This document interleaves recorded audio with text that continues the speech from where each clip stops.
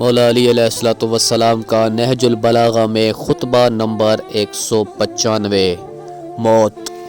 خداوند عالم نے اپنے رسول کو اس وقت مبعوث فرمایا جب نہ ہدایت کا نشان باقی رہا تھا اور نہ دین کا بلند معیار اور نہ شریعت کا کوئی واضح راستہ تھا۔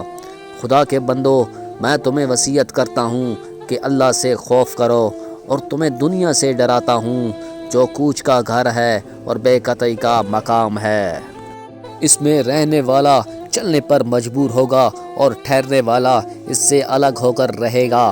یہ اپنے اہل سمیت اس طرح ڈواں ڈول رہے گی جیسے وہ کشتی جسے تیز و تند ہواؤں کے جھونکے ہچکولے دے رہے ہوں۔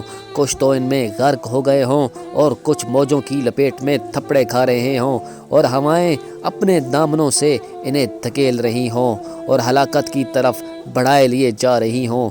جو غرق ہو گیا وہ ہاتھ نہ آ سکے، اور جو بچ گیا وہ مولکوں میں پڑا رہے۔ اللہ کے بندو، آج وقت ہے نیک عمل کر لو جبکہ زبانیں آزاد، بدن صحیح و تندرست اور ہاتھ پیروں میں لچک ہے۔